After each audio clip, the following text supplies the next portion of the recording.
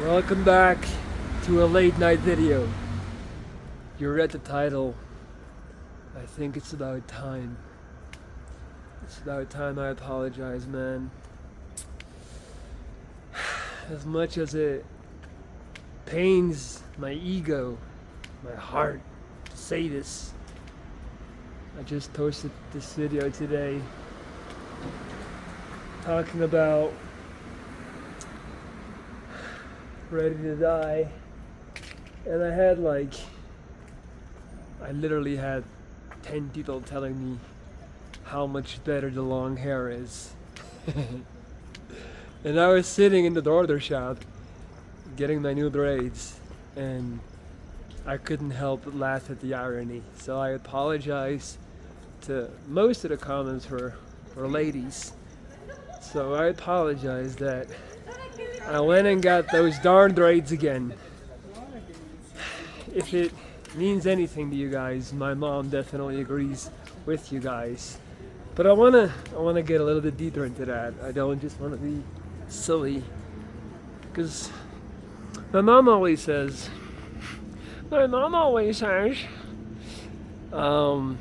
she's always like, son, you already, draw so much attention due to your scar and the way you look. Like, why do you want more attention, right? As most people, she equates me expressing myself with me wanting attention. Now, a couple of things. First of all, I always feel like when she says that, I always feel like the second that and I know she means well, obviously, like I've said this a bunch of times, without my mom I'm not alive today. Like, she's the reason, she's way bigger the reason than I am for me still being here today. People like to credit my strength and my perseverance, but she dragged me through cancer. I always say that, man. Visiting hours in the hospital were from 2 to 6, that's 4 hours. And when I was there, 9 a.m. till 9 p.m., sitting next to my bed, smiling. Just making sure that I wasn't alone, making sure I had somebody to talk to. She would bring home cooking. Because when you're getting chemo, when you're stuck in a hospital, at least before the nausea and the vomiting kicks in, food is all you have to that's your whole day. Like, your whole day revolves around your meals. Time moves so slow. You really have to make your meals a very big thing just to have something to take your mind off of the clock. So she would bring home cooking, and the point is, my mom is the real MVP. Like JD said,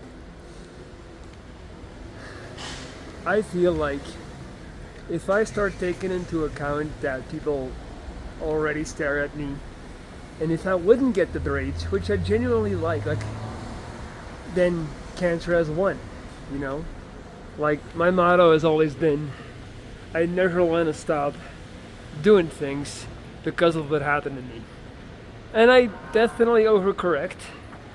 And it's pretty fair to say you could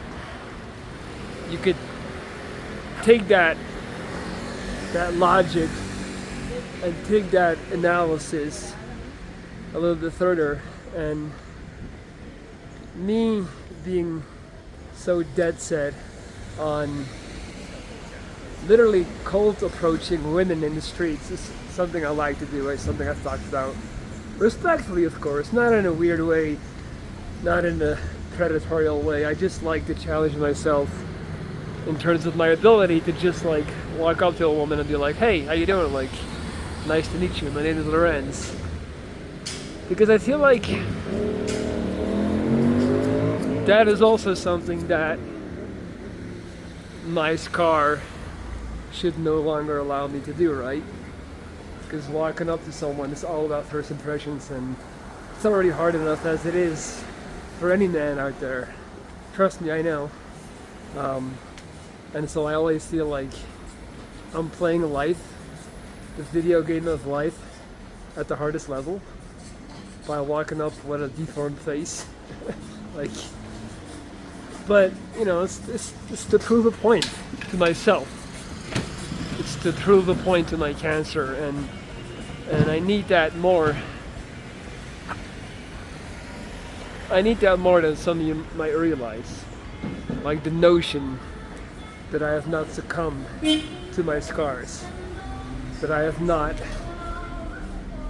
given up, and I have not bowed down to the events of my life.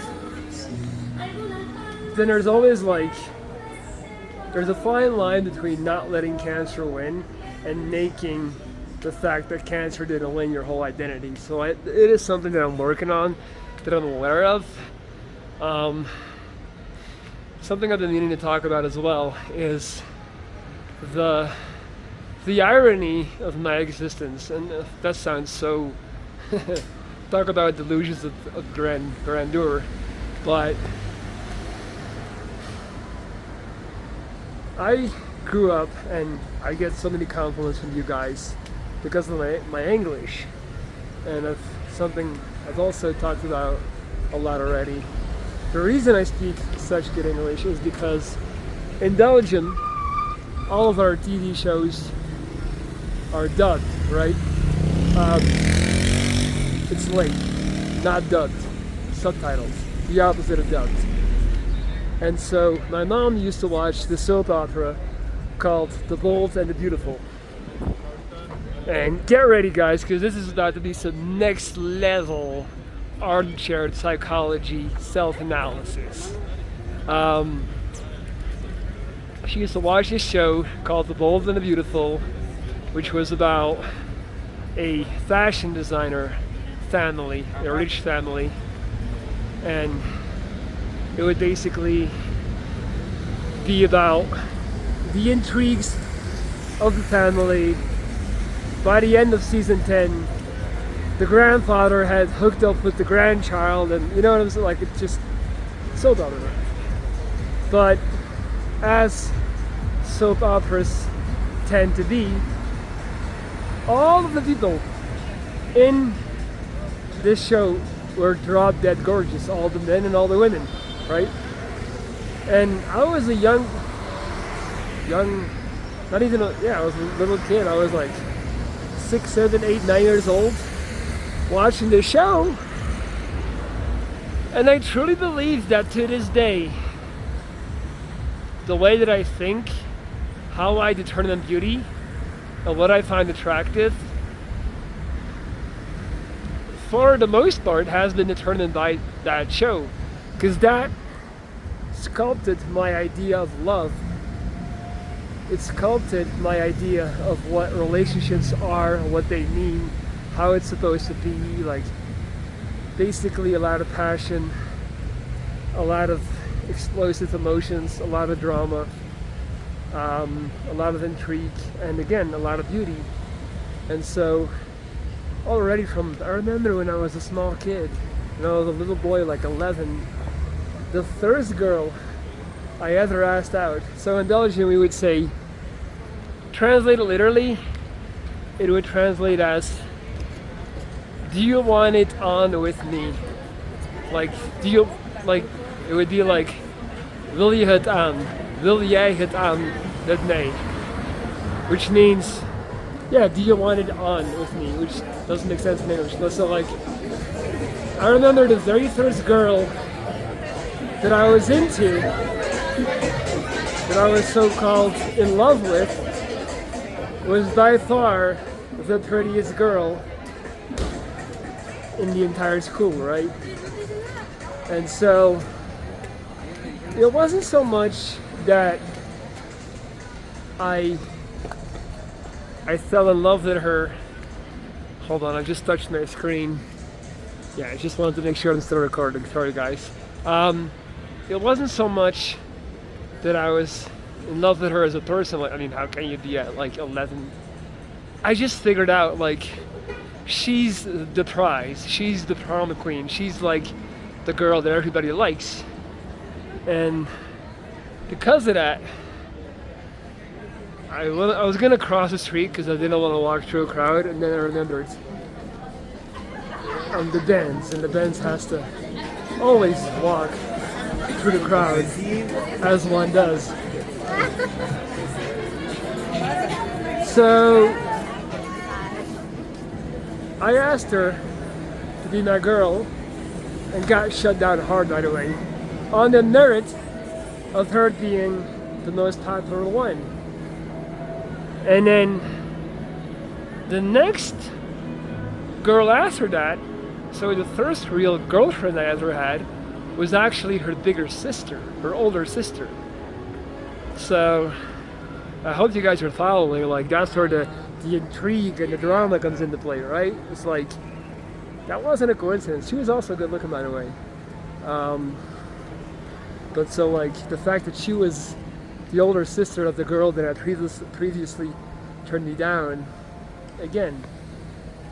And then I met a girl in high school when I was about 17 in Belgium. We and I really hope she never watches this video.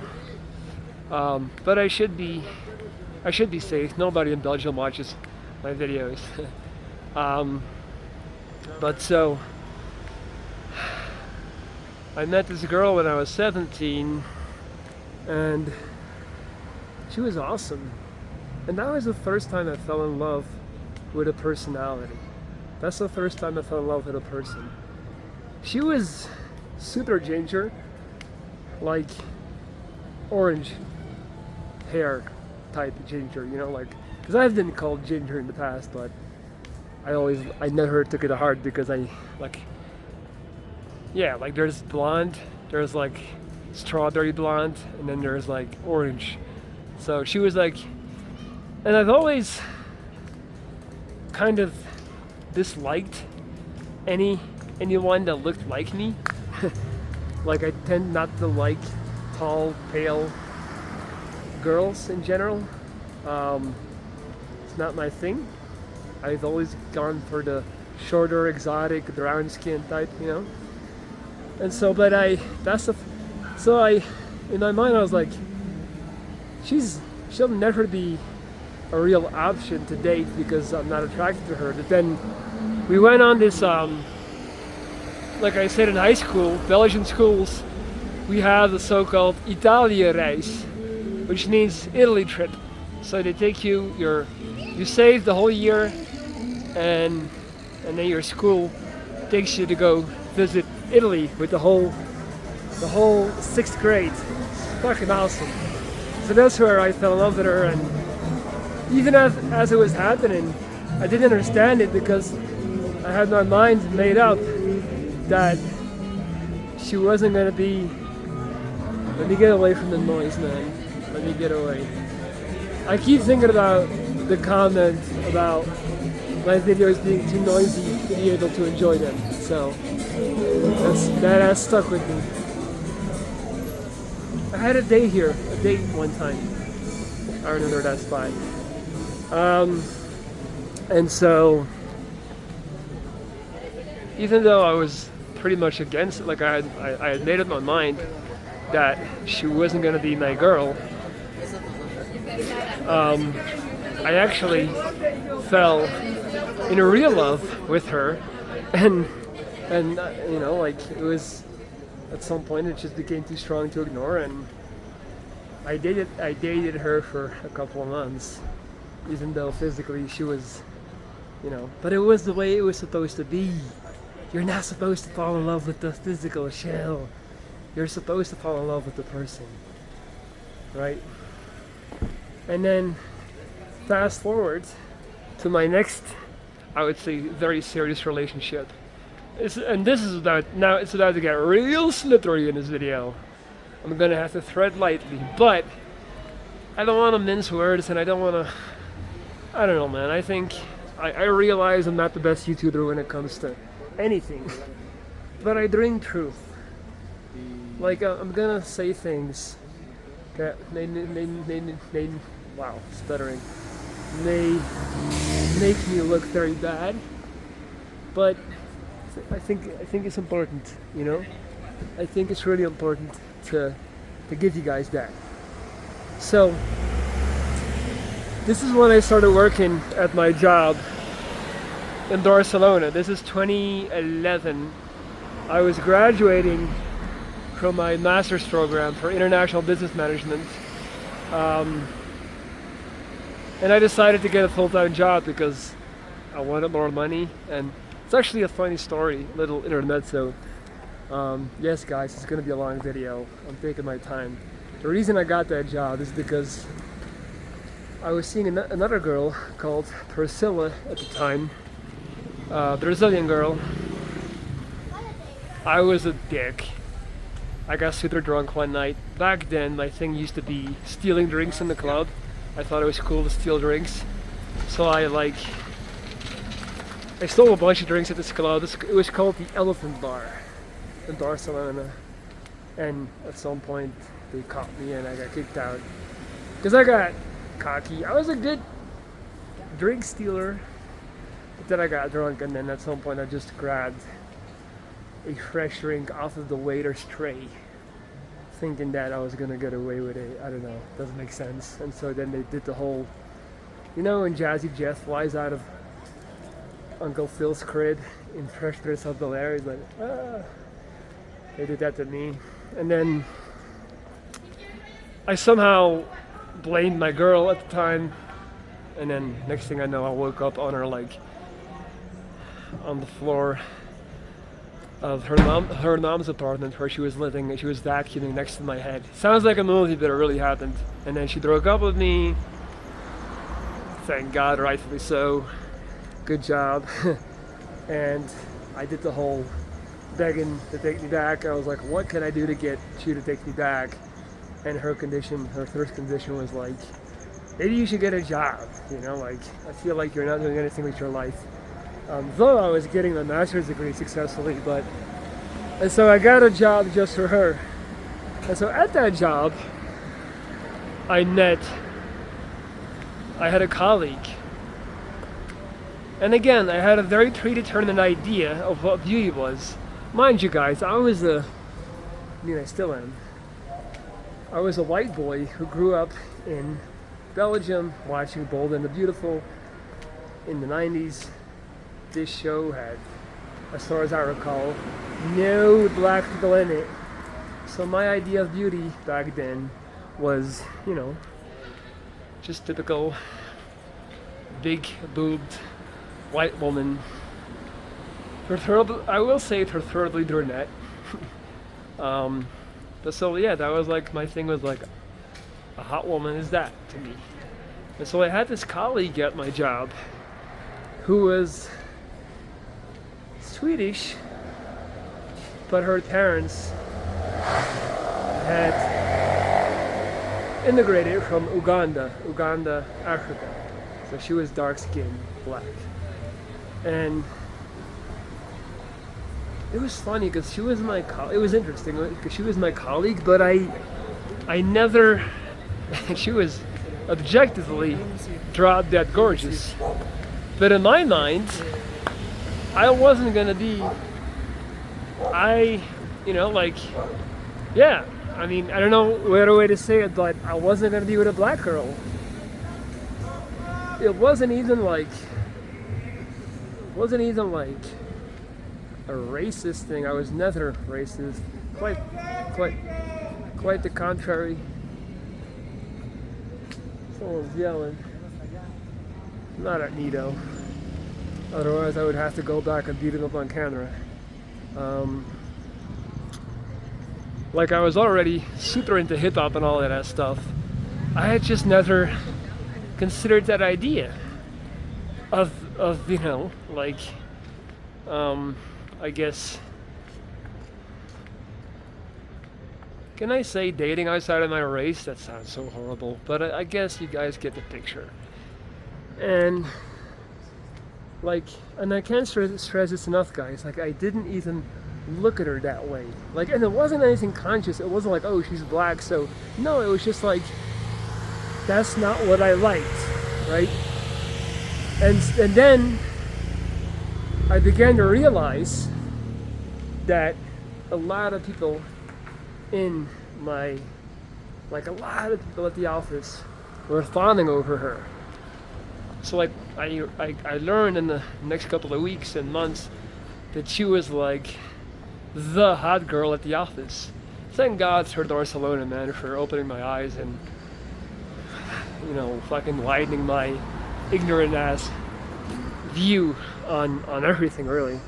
Barcelona gave me so much. Anyway, and that's when I was like, again, so taking you guys back to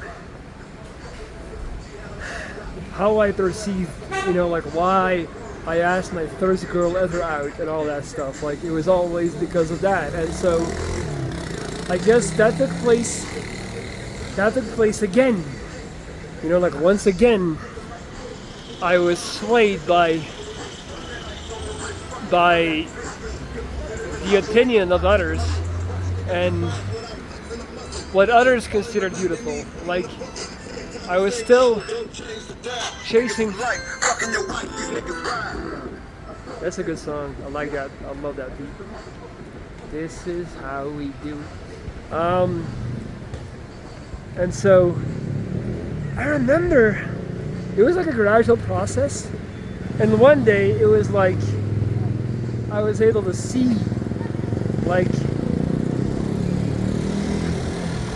the blockers had been lifted off of my eyes, and one day I woke up and I realized she's super beautiful and I'm very like I'm able to be attracted to someone like her, and this is great. And it was such an epiphany. Like, this is I feel like the word epiphany gets thrown around a lot. This was like a true and a real epiphany. Like, all of a sudden the blinders came off and I was like, this is a possibility.